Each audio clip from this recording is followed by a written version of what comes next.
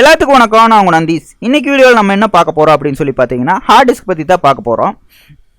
நம்ம மோஸ்ட்லி எல்லாருமே laptop PC எல்லாமே யூஸ் பண்ணிட்டு தான் இருக்கோம். நிறைய பேருக்கு வந்து பார்த்தீங்கன்னா பிசி வந்து ஸ்பீடாக இல்லை அப்படிங்கிற மாதிரி ப்ராப்ளம். நிறைய பேர் வந்துட்டு யூஸ் பண்ணிருப்பாங்க, அதில் வந்து ஹார்ட் டிஸ்கில் வந்துட்டு டேட்டாஸ் லாஸ் ஆயிரும், அதை ரிட்டன் எடுக்க முடியல, இந்த மாதிரி ப்ராப்ளம்ஸ் எல்லாம் இருக்கும். நான் சொல்கிற மாதிரி ஹார்ட் டிஸ்கை வந்துட்டு யூஸ் பண்ணீங்க அப்படிங்கிற மாதிரி இருந்ததுன்னா உங்களுக்கு பிசியும் ஸ்பீடாக இருக்கும், டேட்டாவும் லாஸ் ஆகாது. இந்த வீடியோ ஃபுல்லாக ஸ்கிப் பண்ணாமல் பாருங்கள். இந்த தகவல் கண்டிப்பாக உங்களுக்கு யூஸ்ஃபுல்லாக இருக்கும். வாங்க வீடியோக்குள்ளே போகலாம். முதல்ல வந்துட்டு என்னென்ன ஹார்ட் டிஸ்க் இருக்குது, அது என்ன ஸ்பீடில் ஒர்க் ஆகுது அப்படிங்கிறத வந்துட்டு ஒரு குட்டியாக ஒரு ரிவ்யூ பார்த்துடலாம். அப்போ தான் நான் சொல்லக்கூடிய விஷயங்கள் உங்களுக்கு புரியும். இதுதான் வந்துட்டு நார்மல் ஹார்ட் டிஸ்க், ஓகேங்களா? நம்மளோட நார்மல் ஹார்ட் டிஸ்க்கு அதை ஓப்பன் பண்ணால் இந்த மாதிரி தான் இருக்கும், ஓகேங்களா? இதில் தான் உங்கள் டேட்டாஸ் எல்லாம் வந்துட்டு ஸ்டோர் ஆகும், ஓகேங்களா? இந்த சின்ன சிடி மாதிரி இருக்குது பார்த்தீங்களா, இதில் தான் வந்துட்டு உங்களுக்கு டேட்டாஸ் எல்லாம் ஸ்டோர் ஆகும், ஓகேங்களா? அடுத்த வந்துட்டு இதோட speed, read write speed.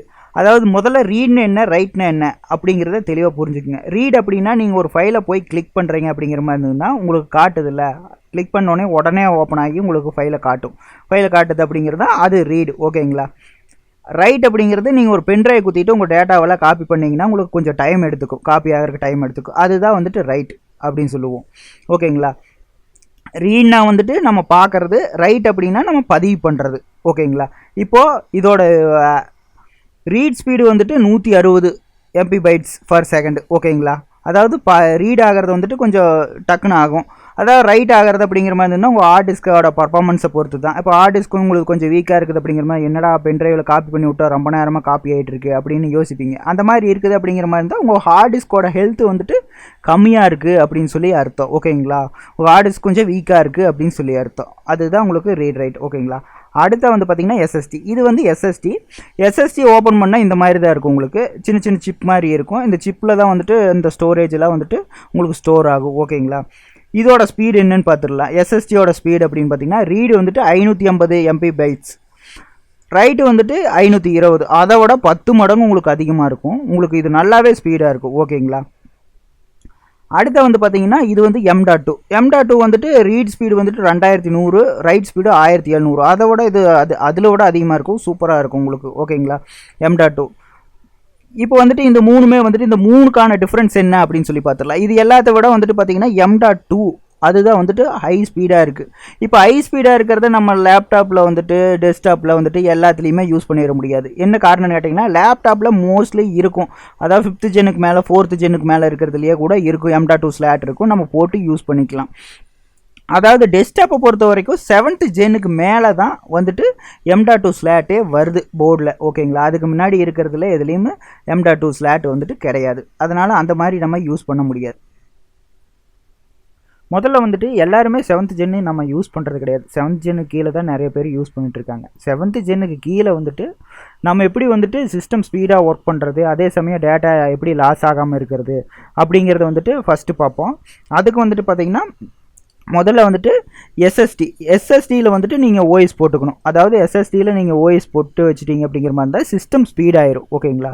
System நல்லா ஸ்பீடாயிரும். அதாவது நார்மல் ஹார்ட் டிஸ்கில் வந்துட்டு உங்களோட பேக்கப் எல்லாம் வச்சுட்டீங்க அப்படிங்கிற மாதிரி இருந்ததுன்னா உங்களுக்கு பேக்கப்புக்கு எந்த பிரச்சனையும் வராது, உங்களுக்கு டேட்டாவும் எதுவும் லாஸ் ஆகாது, ஓகேங்களா? இந்த மாதிரி ஃபார்மேஷனில் அதாவது 7th ஜெனுக்கு கீழே இருக்கிற சிஸ்டம் பிசிக்கெல்லாம் வந்துட்டு இந்த மாதிரி யூஸ் பண்ணீங்க அப்படிங்கிற மாதிரி இருந்ததுன்னா உங்களுக்கு வந்துட்டு சிஸ்டமும் நல்லா ஸ்பீடாக இருக்கும், டேட்டாவும் லாஸ் ஆகாது, ஓகேங்களா?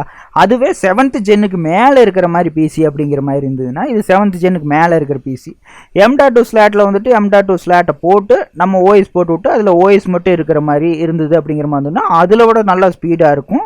ப்ளஸ் வந்து பார்த்திங்கன்னா அதில் நார்மல் ஹார்ட் டிஸ்க் போட்டிங்கன்னா உங்களோட டேட்டாஸ் பூரா நீங்கள் நார்மல் ஹார்ட் டிஸ்கில் வச்சுக்கலாம். இந்த மாதிரி வச்சு நீங்கள் யூஸ் பண்ணிக்கலாம். யூஸ் பண்ணிட்டீங்கனாலும் சிஸ்டம் நல்லா ஸ்பீடாக அப் ஆயிரும், உங்களுக்கு நல்லாயிருக்கும், ஓகேங்களா?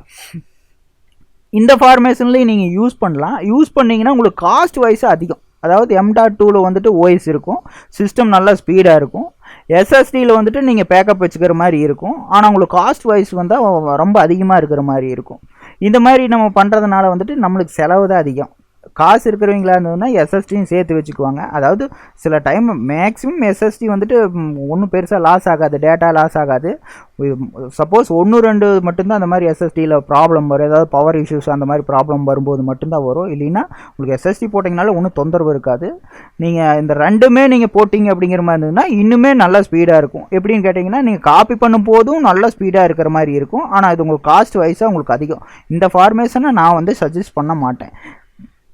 M.2 வந்துட்டு எப்பவும் போல் நார்மலாக வந்துட்டு ஓஎஸ்க்கு போட்டுட்டு நார்மல் ஹார்டிஸ்க்கு மட்டும்தான் நான் உங்களுக்கு சஜஸ்ட் பண்ணுவேன். ஓகேங்களா, என்னோட ஒப்பீனியன் அந்த மாதிரி. ஓகேங்களா, நீங்கள் எப்படி போடுறீங்க, உங்கள்கிட்ட காசு இருந்ததுன்னா நீங்கள் அதுக்கு தகுந்த மாதிரி நீங்கள் போட்டுக்கலாம். ஓகேங்களா, இதுவே நீங்கள் லேப்டாப்புக்கு போடுற மாதிரி இருந்தது அப்படிங்கிற மாதிரி இருந்ததுன்னா M.2 ஸ்லாட் இருந்ததுன்னா M.2 போட்டுக்கலாம். M.2 ஸ்லாட் போட்டுட்டு நீங்கள் ஓஎஸ் வந்துட்டு M.2வில் போட்டுட்டு நார்மலாக எஸ்எஸ்டி நீங்கள் பேக்கப் வேணும்னா பேக்கப் வச்சுக்கலாம். இல்லை எஸ்எஸ்டி போட்டிருக்கீங்க நீங்கள் அதுக்கு முன்னாடியே வந்துட்டு நார்மலாக வந்துட்டு ஹார்டிஸ்க் போட்டிருக்கிறேன் என்னோடதில், நான் M.2 மட்டும் சேஞ்ச் பண்ணிக்கிறேன், நார்மல் ஹார்டிஸ்கில் வந்துட்டு நான் வந்துட்டு என்னோட டேட்டாஸ் வச்சுக்கிறேன் அப்படிங்கிற மாதிரி இருந்தால் வச்சுக்கலாம். இல்லை எனக்கு அதுலேயும் எஸ்எஸ்டியே போட்டுக்கிறேன் அப்படிங்கிற மாதிரி இருந்தாலும் எஸ்எஸ்டி போட்டுக்கலாம். இது காஸ்ட் வைஸாக உங்களுக்கு அதிகம் தான். ஓகேங்களா, இல்லை அப்படிங்கிற மாதிரி இருந்ததுன்னா நீங்கள் M.2 எப்பவும் போல் நீங்கள் வந்துட்டு ஸ்பீட் அப் பண்ணுறக்காண்டி அதை போட்டுட்டு எஸ்எஸ்டி வந்துட்டு நீங்கள் வந்துட்டு இல்லாமல் நார்மல் ஹார்டிஸ்கே போட்டு நீங்கள் யூஸ் பண்ணிக்கலாம். உங்களுக்கு டேட்டாவும் சேஃபாக இருக்கும், சிஸ்டமும் ஸ்பீடாக இருக்கும். ஓகேங்களா, சரிப்பா நீ எல்லாமே ஓகே இதெல்லாம் சொல்லிவிட்டேன். நார்மலாக பிசி எப்படி யூஸ் பண்ணுறது, 7th Gen பிசி எப்படி யூஸ் பண்ணுறது, லேப்டாப்பு எப்படி யூஸ் பண்ணுறது அப்படின்னு சொல்லிட்டேன். ஓகே, எஸ்எஸ்டி போட்டு நான் ஸ்பீடு பண்ணிக்கிறேன். இப்போ வந்துட்டு நான் வந்துட்டு எஸ்எஸ்டி அதாவது லேப்டாப்பில் வந்துட்டு கவர்மெண்ட் லேப்டாப்பா எங்கிட்ட வந்துட்டு M.2 ஸ்லாட்டெல்லாம் கிடையாது, நான் எப்படி யூஸ் பண்ணுறது அப்படின்னு சொல்லி கேட்பீங்க. உங்களுக்கு வந்துட்டு இந்த ஃபார்மேட்டில் தான் நீங்கள் யூஸ் பண்ணணும். அதாவது எஸ்எஸ்டி வந்துட்டு ஓஎஸ் போட்டுக்கலாம், எஸ்எஸ்டியில் வந்துட்டு ஓஎஸ் போட்டுக்கலாம். அதாவது ஏப்பா ஒரு ஹார்டிஸ்க் தான் இருக்குது கவர்மெண்ட் லேப்டாப்பில், நீ என்னப்பா 2 ஹார்டிஸ்க் போடுற மாதிரி சொல்கிற, ஒரு ஹார்டிஸ்க் தான் இருக்குது, அது நான் அதுக்கு பதிலாக நம்ம எஸ்எஸ்டி மாற்றிடுறோம், ஓஎஸை போட்டு வச்சுக்கிறோம், என்னோடய பேக்கப்பெல்லாம் எங்கேப்பா கொண்டு போய் வைப்பேன் அப்படின்னு நீ கேட்கலாம்.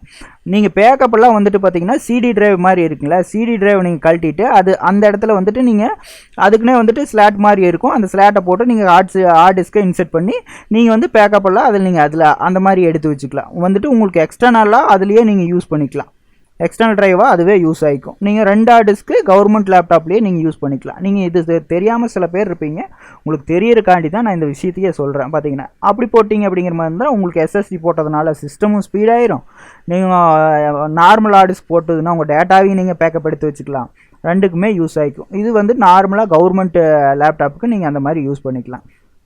கவர்மெண்ட் லேப்டாப் இல்லை, நீங்கள் M.2 போட முடியாத லேப்டாப்புக்கெல்லாம் இந்த மாதிரி நீங்கள் யூஸ் பண்ணிக்கலாம். ஓகேங்களா, அவ்வளோதான். இந்த ஃபார்மெட்டில் நீங்கள் கண்டிப்பாக ஹார்ட் டிஸ்க் போட்டிங்க அப்படிங்கிற மாதிரி இருந்தால் உங்களுக்கு ரொம்ப யூஸ்ஃபுல்லாக இருக்கும். ஓகேங்களா, இதுக்கு மேலே உங்களுக்கு வேறு ஏதாவது டவுட் இருந்தாலும் நீங்கள் கமெண்ட் செக்ஷனில் கமெண்ட் பண்ணுங்கள், நான் வந்துட்டு உங்களுக்கு ரிப்ளை பண்ணுறேன். கண்டிப்பாக உங்களுக்கு என்ன டவுட் இருந்தாலும் நான் கிளியர் பண்ணுறேன். இப்போ நான் சொன்ன இந்த தகவல் பூரா உங்களுக்கு யூஸ்ஃபுல்லாக இருக்குன்னு நான் நம்புகிறேன். இந்த வீடியோ பிடிச்சிருந்ததுன்னா சப்ஸ்கிரைப் பண்ணுங்கள், ஷேர் பண்ணுங்கள், லைக் பண்ணுங்கள், கூடவே பெல் ஐக்கனையும் கிளிக் பண்ணி விட்டுருங்க. அப்போ தான் நான் போகிற வீடியோ உங்களுக்கு உடனே கிடைக்கும். தேங்க்யூ.